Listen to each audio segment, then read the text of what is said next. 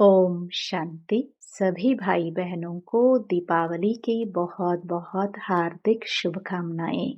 Happy Diwali. 20 अक्टूबर 2025। मीठे बच्चे, बाबा आए हैं तुम्हें बहुत रुचि से पढ़ाने। तुम भी रुचि से पढ़ो। नशा रहे, हमको पढ़ाने वाला स्वयं भगवान है। प्रश्न, तुम ब्रह्मा कुमार कुमारियों का उद्देश्य व शुद्ध भावना कौन सी है? उत्तर, तुम्हारा उद्देश्य है कल्प 5000 वर्ष पहले की तरह फिर से श्रीमत पर विश्व में सुख और शांति का राज्य स्थापन करना। तुम्हारी शुद्ध भावना है कि श्रीमत पर हम सारे विश्व की सद्गति करेंगे। तुम नशे से कहते हो हम सबको सद्गति देने वाले हैं। तुम्हें बाप से पीस प्राइज मिलती है। नरकवासी से स्वर्गवासी बनना ही प्राइज लेना है। ओम शांति। स्टूडेंट जब पढ़ते हैं तो खुशी से पढ़ते हैं। टीचर भी बहुत खुशी से रुचि से पढ़ाते हैं। रूहानी बच्चे यह जानते हैं कि बेहद का बाप जो टीचर भी है हमको बहुत रुचि से पढ़ाते हैं। उस पढ़ाई में तो बाप अलग होता है, टीचर अलग होता है जो पढ़ाते हैं। कोई कोई का बाप ही टीचर होता है जो पढ़ाते हैं तो बहुत रुचि से पढ़ाते हैं, क्योंकि फिर भी ब्लड कनेक्शन होता है ना। अपना समझकर बहुत रुचि से पढ़ाते हैं। यह बाप तुम्हें कितना रुचि से पढ़ाते होंगे तो बच्चों को भी कितना रुचि से पढ़ना चाहिए। डायरेक्ट बाप पढ़ाते हैं और यह एक ही बार आकर पढ़ाते हैं। बच्चों को रुचि बहुत चाहिए। बाबा भगवान हमको पढ़ाते हैं और हर बात अच्छी रीति समझाते रहते हैं। कोई कोई बच्चों को पढ़ते पढ़ते विचार आते हैं, ये क्या है? ड्रामा में ये आवागमन का चक्र है, परंतु ये नाटक रचा ही क्यों? इससे क्या फायदा? बस सिर्फ ऐसे चक्कर ही लगाते रहेंगे, इससे तो छूट जाए तो अच्छा है। जब देखते हैं यह तो 84 का चक्कर लगाते ही रहना है, तो ऐसे ऐसे ख्यालात आते हैं, भगवान ने ऐसा खेल क्यों रचा है जो आवागमन के चक्र से छूट ही नहीं सकते? इससे तो मोक्ष मिल जाए। ऐसे ऐसे ख्यालात कई बच्चों को आते हैं। इस आवागमन से दुख सुख से छूट जाए। बाप कहते हैं यह कभी हो नहीं सकता। मोक्ष पाने के लिए कोशिश करना ही वेस्ट हो जाता है। बाप ने समझाया है एक भी आत्मा पाठ से छूट नहीं सकती। आत्मा में अविनाशी पाठ भरा है, वह है ही अनादि अविनाशी। बिल्कुल एक्यूरेट एक्टर्स हैं, एक भी कम जास्ती नहीं हो सकते। तुम बच्चों को सारी नॉलेज है। इस ड्रामा के पाठ से कोई छूट नहीं सकता, न कोई मोक्ष पा सकता है। सब धर्म वालों को नंबरवार आना ही है। बाप समझाते हैं यह बना बनाया अविनाशी ड्रामा है। तुम भी कहते हो बाबा अब जान गए हैं कैसे हम 84 का चक्कर लगाते हैं, यह भी समझते हो। पहले पहले जो आते होंगे वह 84 जन्म लेते होंगे। पीछे आने वाले के जरूर कम जन्म होंगे। यहाँ तो पुरुषार्थ करने का है। पुरानी दुनिया से नई दुनिया जरूर बननी है। बाबा हर एक बात बार बार समझाते रहते हैं, क्योंकि नए नए बच्चे आते रहते हैं। उनको आगे की पढ़ाई कौन पढ़ाए? तो बाप नए नए को देख फिर पुरानी पॉइंट्स ही रिपीट करते हैं। तुम्हारी बुद्धि में सारी नॉलेज है, जानते हो शुरू से लेकर कैसे हम पाठ बजाते आए हैं। तुम यथार्थ रीति जानते हो कैसे नंबरवार आते हैं, कितने जन्म लेते हैं। इस समय ही बाप आकर ज्ञान की बातें सुनाते हैं। सतयुग में तो है ही प्रारब्ध, यह इस समय तुमको ही समझाया जाता है। गीता में भी शुरू में फिर पिछाड़ी में यह बात आती है मन मना भव। पढ़ाया जाता है स्टेटस पाने के लिए। तुम राजा बनने के लिए अब पुरुषार्थ करते हो। और धर्म वालों का तो समझाया है कि वह नंबरवार आते हैं। धर्म स्थापक के पिछाड़ी सबको आना पड़ता है। राजाई की बात नहीं, एक ही गीता शास्त्र है जिसकी बहुत महिमा है। भारत में ही बाप आकर सुनाते हैं और सबकी सदगति करते हैं। वह धर्म स्थापक जो आते हैं वो जब मरते हैं तो बड़े बड़े तीर्थ बना देते हैं। वास्तव में सबका तीर्थ यह भारत ही है जहाँ बेहद का बाप आते हैं। बाप ने भारत में ही आकर सर्व की सदगति की है। बाप कहते हैं, मुझे लिबरेटर गाइड कहते हो ना। हम तुमको इस पुरानी दुनिया, दुख की दुनिया से लिबरेट कर शांति धाम, सुख धाम में ले जाते हैं। बच्चे जानते हैं बाबा हमें शांति धाम, सुख धाम ले जाएंगे, बाकी सब शांति धाम जाएंगे। दुख से बाप आकर लिबरेट करते हैं। उनका जन्म मरण तो है नहीं। बाप आया फिर चला जाएगा। उनके लिए ऐसे थोड़े ही कहेंगे कि मर गया। जैसे शिवानंद के लिए कहेंगे शरीर छोड़ दिया, फिर क्रियाकर्म करते हैं। यह बाप चला जाएगा तो इनका क्रियाकर्म सरमनी आदि कुछ भी नहीं करना होता। उनके तो आने का भी नहीं पता पड़ता। क्रियाकर्म आदि की तो बात ही नहीं है और सब मनुष्यों का क्रियाकर्म करते हैं। बाप का क्रियाकर्म होता नहीं, उनको शरीर ही नहीं। सतयुग में यह ज्ञान भक्ति की बातें होती नहीं, यह अभी ही चलती है और सब भक्ति ही सिखलाते हैं।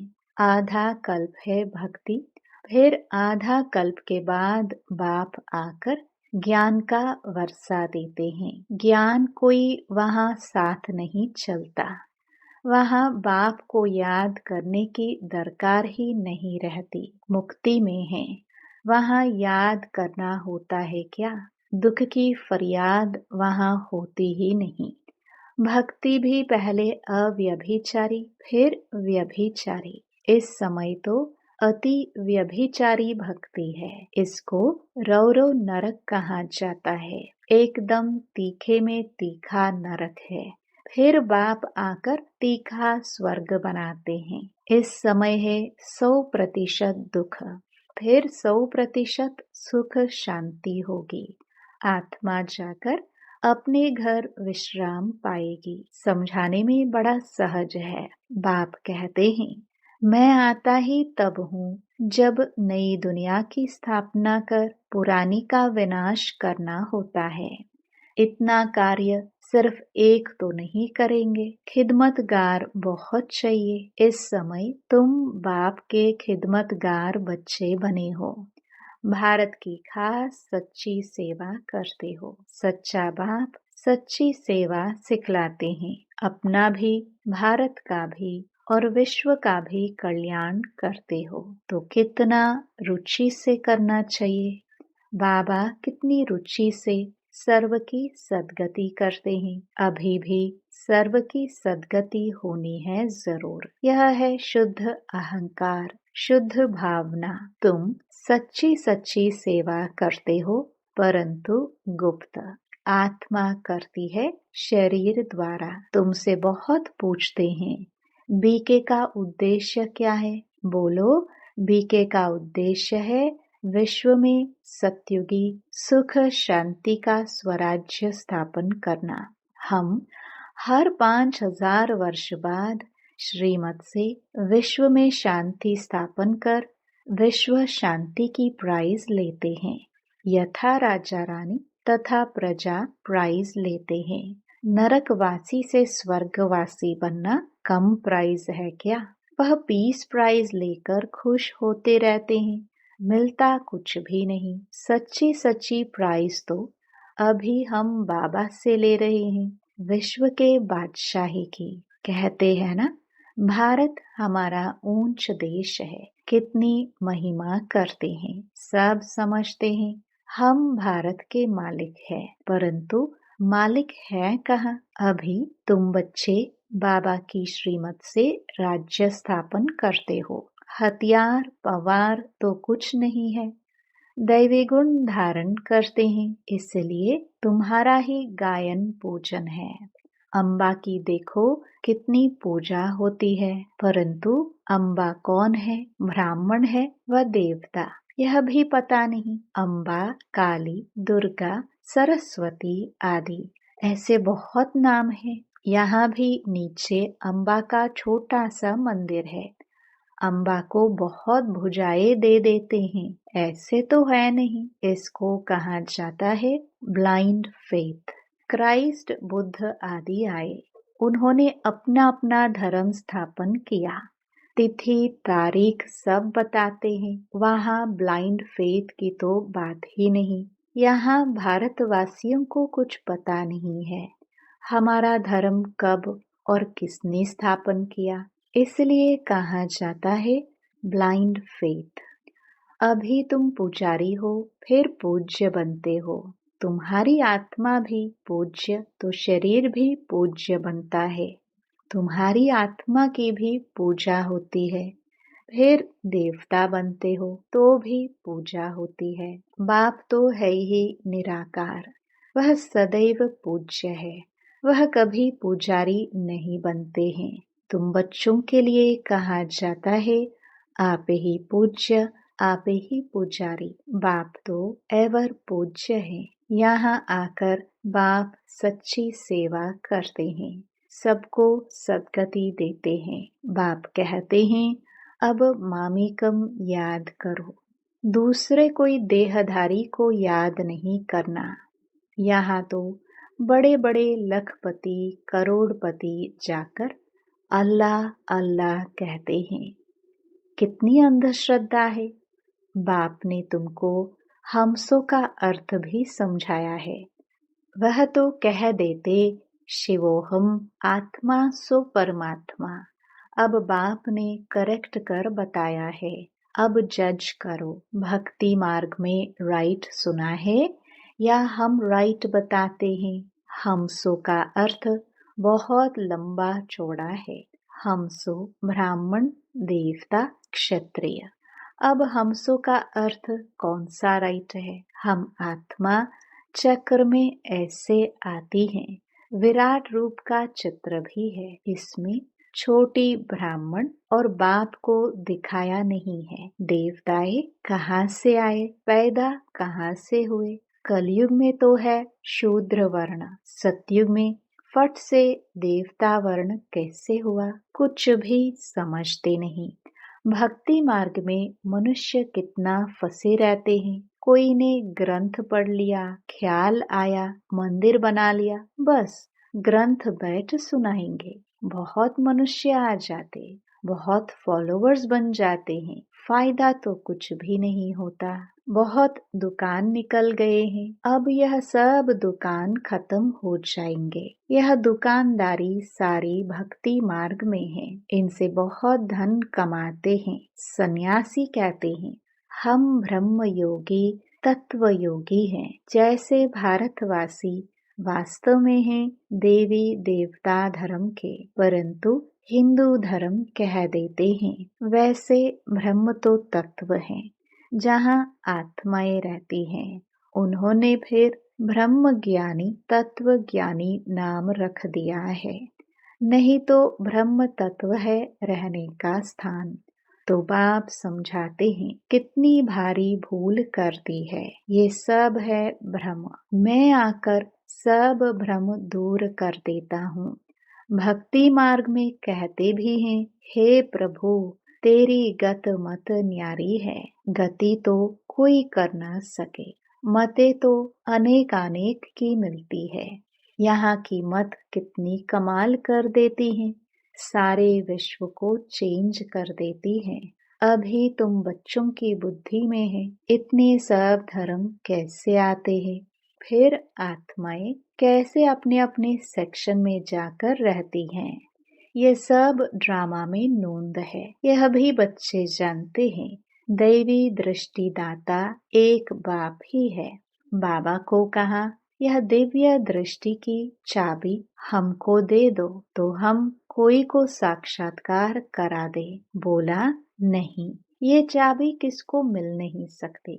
उनके एवज में तुमको फिर विश्व की बादशाही देता हूँ। मैं नहीं लेता हूँ, मेरा ही पाठ है साक्षात्कार कराने का।